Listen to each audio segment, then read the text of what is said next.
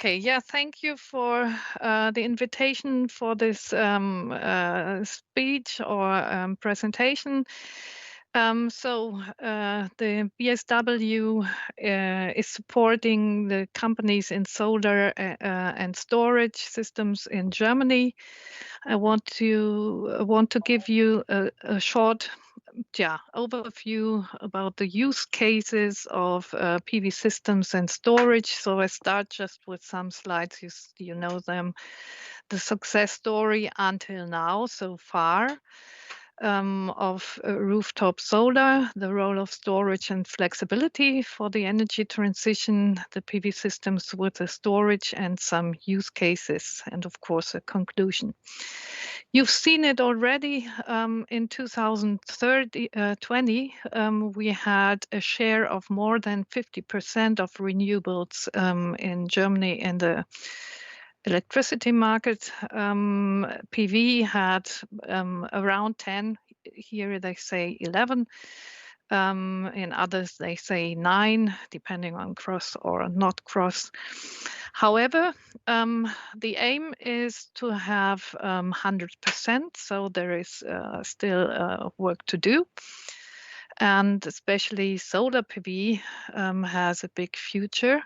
But if you see the last development in the last 10 years, it was we had a boom time around 2011 and 12, and then there was a big stop, and you still see them in the last 10 years. We had quite little annual installations. And now we have a new government and we have the new targets to have 200 gigawatt PV installed capacity by 2030, which is about 10 to 15 gigawatt per year solar PV, and at least the half of it coming with storage systems too. So this is finally what we always demanded.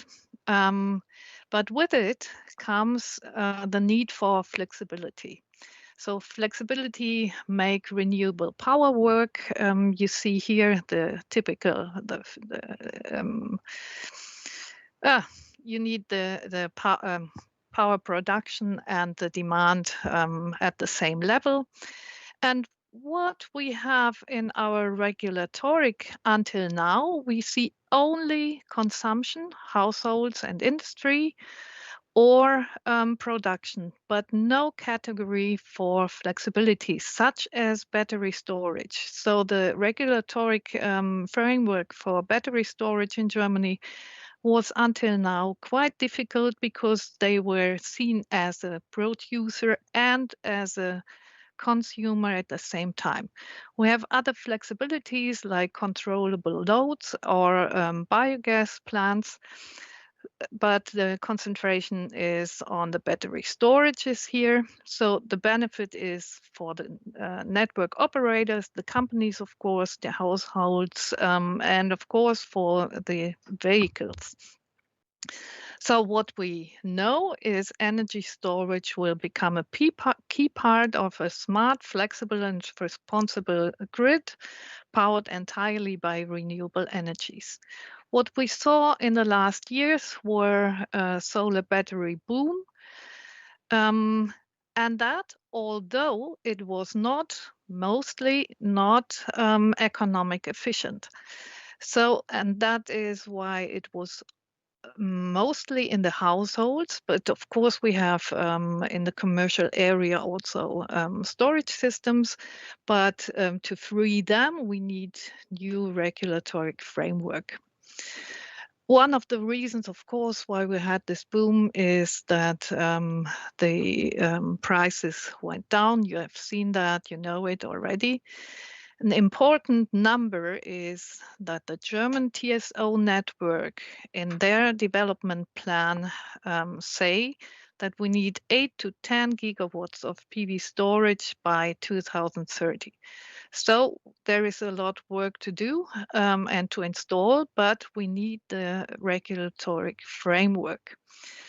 So behind the meter, if there is the concentration there, we see here a complex consumer, as I say, with electromobility, sector coupled, completely electric heat.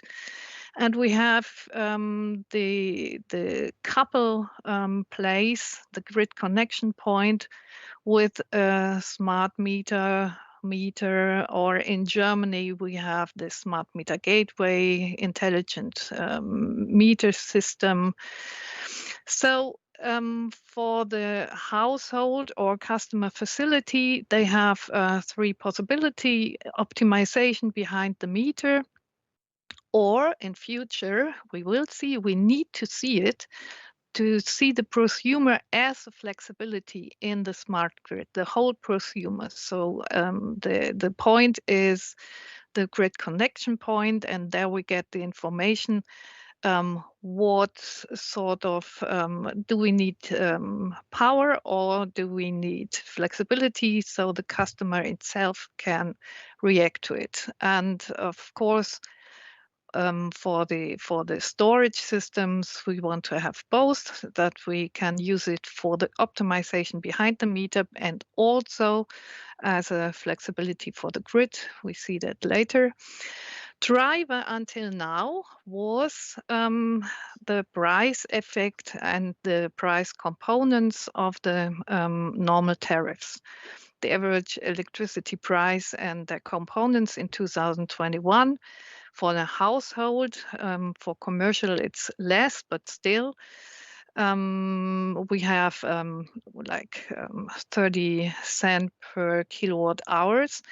And a big part of it, the red part, is tax going to the government, if you want, and the EEG Levi, which is a German-specific thing, which has a high share. So the electricity generation costs for solar PV at the moment is, for small roof systems, around 10 to 11 cent per kilowatt hours, and on the megawatt power plants around 10 to 50.5 cent per kilowatt hours. So the driver until now was, of course, to reduce the electricity bill for the demand tariffs. The regulation behind the meter makes life difficult until now. We have a new government, and they say they want to change something of it. And as a technical advisor, I'm working in this field. And we see a lot of levies and different levies and taxes on energy production and consumption behind the meter. So if you deliver behind the meter to a third party, you have to pay the full EEG levy and so on. And that makes life in practice really difficult, because, and also we have this definition of self-consumption as in personal identity, which makes the systems, bigger systems, very difficult, because you have always to divide the different energy flows within the system.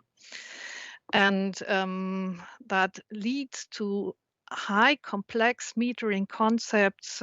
Here they are still easy, but just to give an impression, we have complex metering systems behind the meter just to because of this framework we see.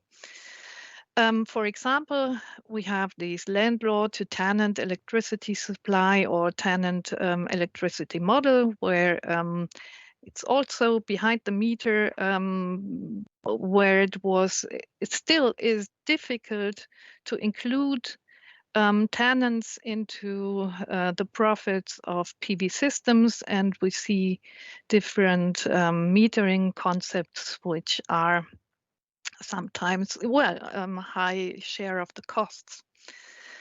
But coming to the storages, we see different functions. The main important big is the self-consumption optimization, which is in households, commercial, and industry the same, but also peak shaving, multi-use, zero feed-in. If you have capacity shortage and can't go into the grid without it, backup power, ancillary services and balancing power, power quality, EV charging station management, and direct marketing of surplus energy capacity. So the typical, you know it all, is the self-consumption and self-sufficiency, where the main target is to reduce the electricity bill, but also to be independent from energy suppliers and electricity price fluctuations. And a big driver in Germany still is the contribution to the energy transition. So, and that was part of the boom of the storage development, that people did invest, although it was not always economic. And the big problem still the personal identity for the self-consumption.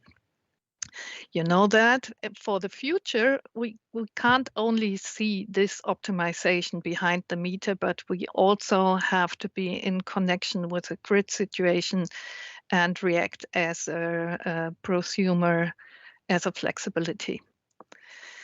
Peak shaving, you know it, that is important for commercial, for enterprises, because they pay a high price for the kilowatt hour if they have high peaks. So the storage is a very efficient way to lower and reduce these peaks and thus reduce the electricity costs for the company.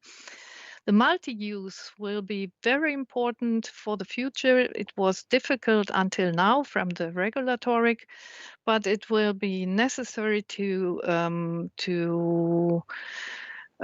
avoid too much grid expansion. So what we see here in one slide is how it can go down by nearly 60% of grid expansion if you can use these storages also for peak shaving and for grid services. Zero feed-in is always, we have some areas where the grids are full and you can't install or can't inject electricity.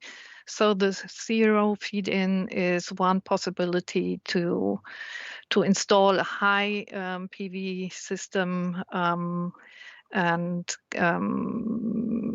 you can install, and the storage is of course necessary to optimize then the self-consumption. Another interesting thing, obviously you've heard about it already, is the Sonnen network of storage. They deliver frequency containment reserve as a big virtual power plant, and thus help to stabilize the power grid by delivering this reserve. And the revenue of this income is going to the customer. So, conclusion, I hope I was quick enough, is the optimization of local produced and consumed renewable energy is a high motivation to invest in renewable energies for the customers. Prosumers can provide flexibility for the grid, not only self-optimization. Multi-use of storage can reduce the need for grid expansion. Energy storage systems are a category of their own in the energy system, which is not yet to find, but the new government has announced that they want to do that. And the future system-oriented regulatory logic is necessary instead of regulatory complexity.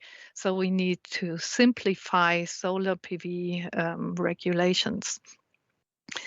And still, we need incentives for the flexibility also, not only for the PV systems or the other renewable systems, like dynamic tariffs or things like that. It has to be installed in the near future. So, and the energy storage will become a key part of this whole system and a smart grid with 100% or 99% renewable energy. Yeah, thank you for your attention.